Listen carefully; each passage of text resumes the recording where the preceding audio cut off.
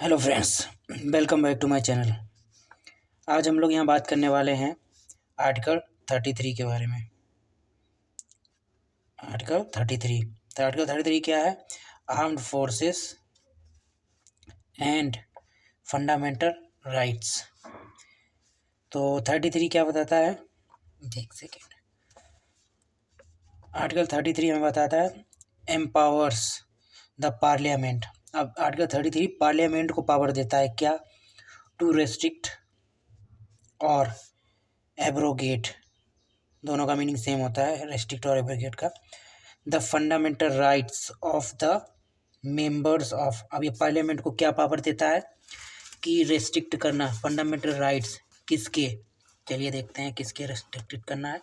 हाँ, देखिए armed forces के किसके रेस्ट्रिक्ट करना है? Armed forces, paramilitary forces, public forces, police forces, sorry, intelligence agencies, analogous forces, और इसके जैसी जो और कोई सर्विस होगी उसके एनालॉगस मतलब इसके समरूप जो सर्विस होगी उसके फंडामेंटल राइट को रेस्ट्रिक्ट करती है। क्यों? The objective of this provision, और ऐसा करने के पीछे पार्लियामेंट का क्या उद्देश्य है? ऐसा करने के पीछे चलिए देख लेते हैं। Objective of this provision is to ensure, क्या ऑब्जेक्टिव है? एक minute. Objective of this provision is to ensure the proper discharge of their duties and the maintenance of discipline among them। आप समझ रहे ना? अगर इन फोर्सेस को अगर फंडामेंटल राइट्स दे दिए जाएं, सारे फंडामेंटल जितने होते हैं, आर्टिकल 21 और 19 जो कि मेन आर्टिकल है, आर्टिकल 32 जैसे आर्टिकल 19 और आर्टिकल 21 और आर्टिकल 14, तो क्या होगा? तो फिर हमारे देश में एक तरीके से आर्म्ड फोर्सेस के बीच झगड़ा यानी कि सिविल वॉर शुरू हो जाएगा। क्यों सिविल वॉर क्यों शुरू होगा? क्योंकि ऐसी बहुत सी जगह हैं जहाँ पे फंडामेंटल राइट फोर्सेस के लिए बहुत ही तरीके से कह सकते हैं कि इंजूरियस टू कंट्रीज हो सकता है, मतलब देश के लिए बहुत हानिकारक हो सकता है। ऐसा बहुत एक तरीके से डेंजरस है। कुछ जगह ऐसी हैं फोर्सेस में कि हाँ एज ए फोर्सेस उनको फंडामेंटल राइट्स नहीं है, लेकिन एज ए कॉमन मैन वो फंडामेंटल राइट्स यूज़ कर सकते हैं। लेकिन जब तक वो सर्विस में है तब तक फंडामेंटल राइट्स यूज़, और अगर कुछ ऐसी सर्विसेज भी हैं कि सर्विस के बाद भी तुम फंडामेंटल राइट्स यूज़ नहीं कर सकते, क्योंकि बहुत सारे सीक्रेट तुमको इंडियन आर्मी के या इन फोर्सेस के पता होते हैं, कैसे क्या होता है, क्या काम होता है। तो इसके लिए इनको लोग को चाहे मतलब कि ज़्यादातर है ये कि चाहे रिटायरमेंट ले लें, चाहे जॉब छोड़ने के बाद भी ये फंडामेंटल राइट्स का यूज़ नहीं कर सकते हैं। ठीक है, इसीलिए पार्लियामेंट को पावर मिली, क्योंकि इससे बहुत बड़ा खतरा हो सकता है अपने नेशनल सिक्योरिटी को लेके, इसीलिए। और नेशनल सिक्योरिटी ही सबसे बड़ी सिक्योरिटी है, इसीलिए। चलिए आगे क्या? The power to make laws under article 33 is conferred only on parliament. अब आर्टिकल 33 के अंडर जो लॉज बनाना, मेक लॉज, केवल किसके ऊपर है? Only on parliament, not on state legislatures.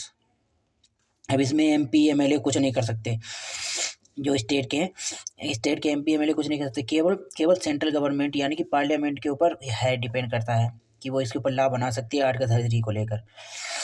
Any such law made by parliament can not be challenged in any court और on the ground of contravention of any fundamental rights. अब किसी भी fundamental rights का violation होने पे parliament ने अगर कोई लॉ बनाया है आर्टिकल 33 के अंदर, इस आर्टिकल के अंदर कोई पार्लियामेंट ने लॉ बनाया है, तो उसको किसी भी कोर्ट में चैलेंज नहीं किया जा सकता। ये ध्यान रखना पहले, किसी भी कोर्ट में, चाहे वो फंडामेंटल राइट्स से रिलेटेड हो, कोई भी मतलब केस हो फंडामेंटल राइट्स से रिलेटेड हो, लेकिन वो उसे इस जो लॉ बन गया है आर्टिकल 33 के अंदर पार्लियामेंट ने बनाया हो, अब उस लॉ को लेकर चाहे वो लॉ फंडामेंटल राइट्स का वायलेशन कर रहा हो, लेकिन वह क्या है, उसे चैलेंज नहीं किया जा सकता। अब accordingly the parliament has enacted the army act, किसके अनुसार? क्योंकि पार्लियामेंट ने इन एक्टों के अनुसार, मतलब इन एक्टों के बेसिस पे पार्लियामेंट कोई भी लॉ बनाएगी तो उसको चैलेंज नहीं किया जा सकता। जो ये एक्ट उसने प्रीवियस में बनाए हैं, क्या एक्ट बनाए? Parliament has enacted the army act, 1950, Navy Act 1950, the Air Force Act 1950, Police Forces Restrictions of Rights Act 1966, Border Security Forces Act and so on. ठीक है, these impose restrictions on their freedom of speech है, जो मैंने शुरुआत में बताया था वही है कि फ्रीडम ऑफ स्पीच पे इनकी रिस्ट्रिक्शन लगाते हैं. Right to form associations, right to members of trade unions और political association, right to communicate with press, right to attend public meetings और डिमॉन्स्ट्रेशंस. आप इसका क्या मतलब हुआ? अब ये impose restriction on their freedom of speech. आप समझ सकते हैं अगर किसी एक फोर्सेस के किसी एक पर्टिकुलर इंसान को या फोर्सेस को फ्रीडम ऑफ स्पीच की अगर आज़ादी दे दी जाए तो आप सोच के देखिए कितना खतरा बढ़ सकता है कंट्री के लिए, नेशनल सिक्योरिटी के लिए, स्टेट सिक्योरिटी के लिए कितना खतरा हो सकता है. आप सोच के देखिए अगर उनको फ्रीडम ऑफ स्पीच की पावर दे दी जाए. और आप तो जानते हैं कि फ्रीडम ऑफ स्पीच क्या होता है, जो कि मैंने डिटेल में एक्सप्लेन किया था. फ्रीडम ऑफ स्पीच से क्या क्या फ़ायदे होते हैं, क्या क्या उसके नुकसान हो सकते हैं अगर फोर्सेस को दे दिया है. तो आप इमेजिन करके देखना. राइट टू फॉर्म एसोसिएशन, और एसोसिएशन ग्रुप बनाने. अगर पैरामिलिट्री फोर्सेस या आर्म्ड फोर्सेस ही ग्रुप बना के रहने लगी तो फिर हो गई नेशनल सिक्योरिटी, तो फिर नेशनल सिक्योरिटी का कोई मायने ही नहीं रहेगा. दूसरा, right to be members of trade unions और पॉलिटिकल एसोसिएशन. अगर पॉलिटिकल एसोसिएशन का कोई मेंबर बन गया, आर्म फोर्सेस का कोई मेंबर बन गया, और या ट्रेड यूनियंस जैसे कि कंपनीज वगैरह का कोई मेंबर बन गया तो फिर वो लोग इसका गलत फ़ायदा उठाएंगे, तो सही से सिक्योरिटी ही नहीं हो पाएगी. इसलिए ठीक है. दूसरा, right to be members of trade union हो गया. Right to communicate with press. अगर डेली डेली उससे बात करेंगे प्रेस वालों से तो भी दिक्कत हो सकती है, क्योंकि उससे नेशनल सिक्योरिटी बाहर आएगी और फिर इससे जो हमारी राइवलरी कह ले या एनिमीज़ कंट्रीज़ हैं वो इसका फ़ायदा उठा लेंगी. Right to attend public meetings. मतलब कि डेली डेली पब्लिक में आके मीटिंग नहीं कर सकते फोर्सेस, उससे भी सिक्योरिटी का खतरा होगा. और डिमॉन्स्ट्रेशन, और क्या कहते हैं क्या ग्रुप नहीं बना सकते, एक तरीके से कोई संस्था नहीं चला सकते. ठीक है, तो आप सोच के देखिए अगर ये सब पावर उनको मिल गई तो फिर क्या होगा देश का. इसीलिए पार्लियामेंट ने रिस्ट्रिक्शन लगा रखा है. और रिस्ट्रिक्शन लगा रखा है किस बेसिस पे? जो उन्होंने एक्ट बनाए थे, जैसे कि मैंने बताया army act, navy act, army act, navy act और इंडियन फोर्सेस और पुलिस फोर्सेस रिस्ट्रिक्शन राइट्स 1966, ये सब बनाए इसीलिए. ठीक है, चलिए आगे देखिए. The expression members of armed forces. अब मेंबर्स ऑफ आर्म्ड फोर्सेस में एक एक्सप्रेशन यूज हुई है, ये इसका क्या मतलब है? Also covers. अब ये भी कवर करती है. कौन से एम्प्लॉय कवर करती है? Employ of armed forces as, मतलब जो नॉन आर्म्ड फोर्सेस हैं, मतलब उसमें काम आर्म्ड फोर्सेस में ही हैं लेकिन केवल मतलब आर्मी का काम नहीं करते हैं. तो कौन कौन से? Barbers, carpenters, mechanics, cooks, cow feeders, boot makers, tailors who are non combatant. ठीक है, जो वहाँ काम कर रहे हैं मतलब उसके सराउंडिंग में, आर्म्ड फोर्सेस के सराउंडिंग में उनके आने जाने की खबर रखने वाले या उनसे सराउंडिंग में रहने, उनके टच में रहने वाले जितने लोग हैं, जितने भी काम करने वाले हैं, किसी को भी इन चीज़ों की आज़ादी नहीं है फंडामेंटल राइट्स की. ठीक है. Parliament law enacted under article 33 can also exclude the court martial. ठीक है,